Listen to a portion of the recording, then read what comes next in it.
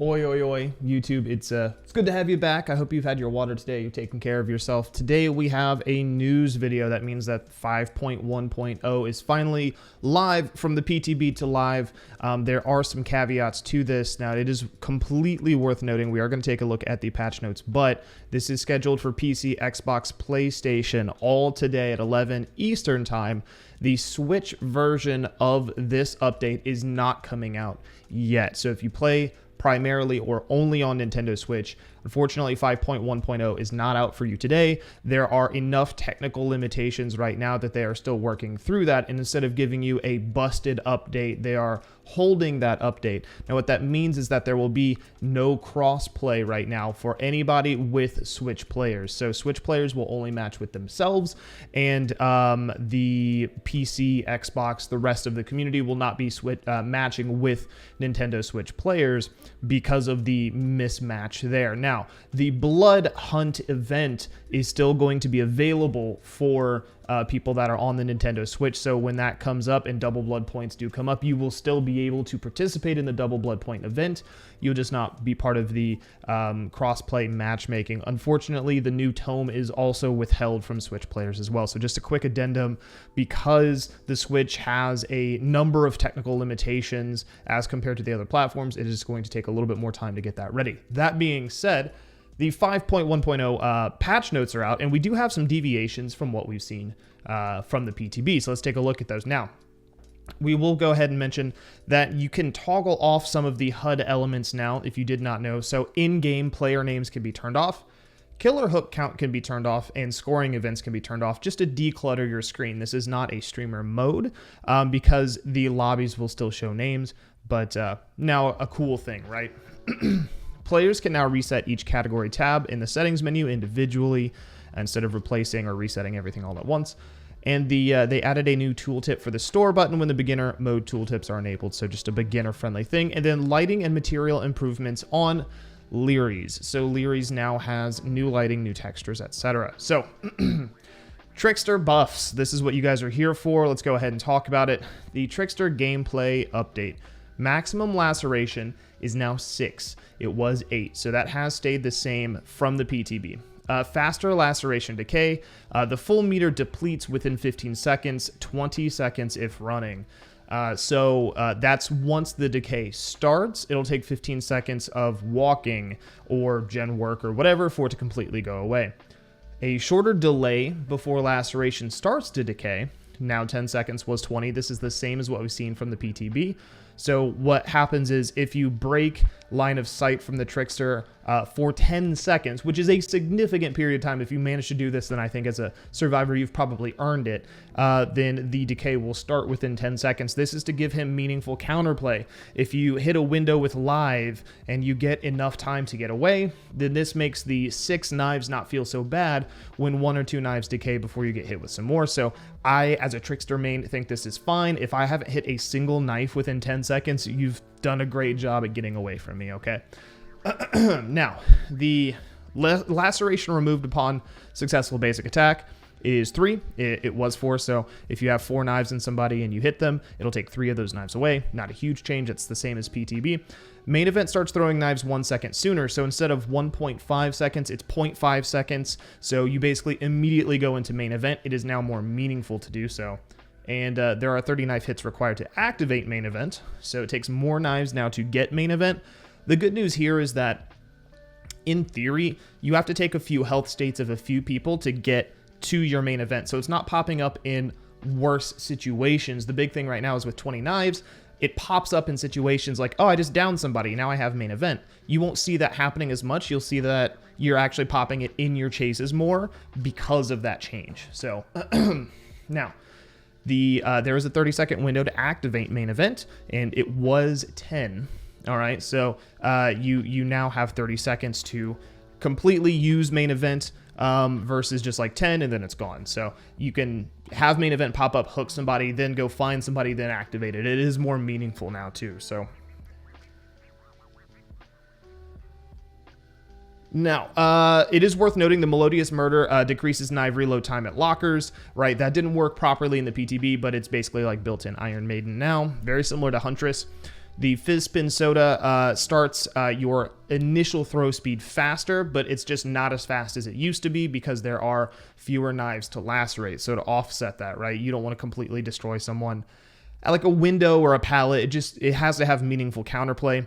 The Death Throws compilation has been changed. The Trickster's knives are replenished at the end of a main event. So in theory, if you're running Death Throws, you can main event just to get a free reload. Smart, right? Very cool. Photo card was changed so that people are exposed slightly faster. The Lucky Blade, hitting a survivor with a blade during main event slightly extends its duration. And the Waiting for You watch, hitting a survivor extends its duration. So we have main event duration extenders, which I don't think are good add-ons, but here we are. So here's the big ones, all right? Changes from PTB to live. Trickster now starts with 44 knives, all right? So he used to have 60 knives, now he has 44 knives. So, you know, you have to be, as Trickster, you now have to be slightly more mindful. You can't just like throw all your knives and have 60. Like in theory, in a perfect world, 60 knives is 10 health states. You're not going to hit all your knives. You'll probably hit a third of your intended knives most of the time. But 44 is a significant change. Now, this doesn't change his 1v1 potential. His 1v1 is still strong, but this does slow down. He has to go reload more often, right? So it is going to slow down Trickster in a 4v1 sort of scenario. It's not the change that I'd like to see, but it's a change. So now the maximum knife rate of fire bonus after throwing 8 knives is 25%. For those of you that don't know, this basically means that his top speed is lower. All right, so you would hit maximum speed after throwing 8 knives. His top speed is now basically 25% instead of 33%. He just throws slower at top speed. This, I think, is to combat the fact that in certain scenarios, you could absolutely almost completely lacerate somebody at like a shack window, right? Because of the throw speed like ramping up so great. The problem is you have to throw 8 knives to get this like throw speed buff. And for people that are really good at aim, like at shack, if you start at the door, you'll still be able to get 6 knives before somebody hits that window. So you don't even hit the max throw speed before they're fully lacerated. Like it kind of seems like it's an attempt at counterbalancing the 6 knives. I'll be honest with you, I don't think the 6 knives is as big a deal as everybody thinks it is, but we're gonna see today. So the Trick Pouch adds 4 knives, it was 10. The Bloody Boa adds 8 knives, was 15.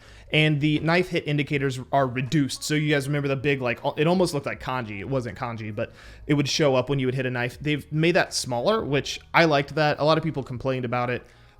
Maybe giving us the option to toggle it on or off is the way to do that. But No Way Out has been changed. If you guys did not know, No Way Out used to activate at the end of a trial. The minute the gen's done, No Way Out would block the exit gates.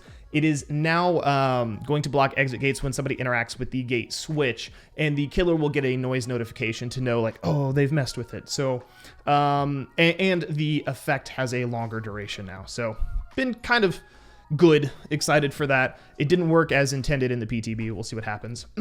Now, technical updates.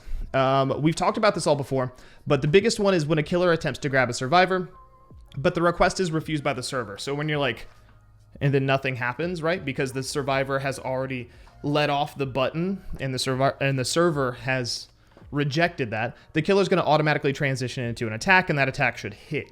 So instead of just getting nothing, I can't tell you how many times I've gone for a grab, got nothing, and they've got to run off for like 10, 15 seconds in a chase. They now should at least take damage in that scenario, which is not ideal because a grab is a full health state, but it's a move in the right direction, right? Stunt validation has been added to the hit validator. This is apparently something we didn't have before, which I was under the impression we did.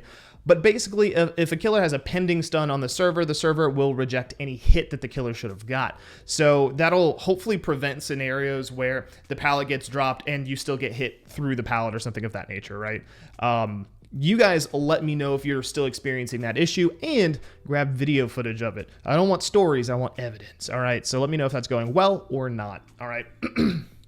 So Strider, swing chains, etc. Will no longer affect survivor perspective, so the survivors won't be able to tell that those add-ons are being run. It also doesn't change Iron Will because it is now multiplicative instead of additive. So now, new tutorials, menus have tooltips. There are huge survivor visual updates. Dwight, Meg, Jake, Claudette, Ace, Adam, David, Fang, I think I've gone to Quentin, Tap, Nia, Lori, Kate. From what I could tell, none of these characters have had changes from the PTB. So for those of you worried about Kate, Kate may still look like Kate. Hopefully her wonky elbow gets fixed though. So let's see here. That's about it. We've had a lot of bug fixes. Lots of bug fixes. And we're going to take a look at these real quick. I'm going to scroll through. So in terms of bug fixes, we have a variety of bug fixes. There's a lot from gameplay and performance issues. There are some lag spikes and things like that that are addressed. There are map and collision and animation and cosmetic changes.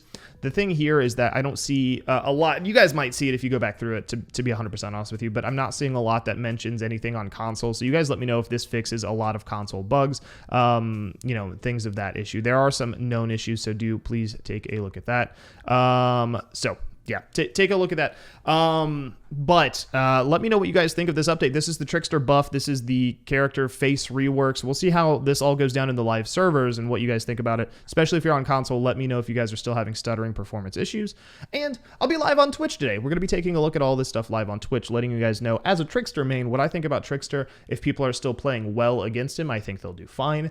And yeah, come check us out, twitch.tv/DyllonKG. And I'll be praying to the entity to see you guys in the next video.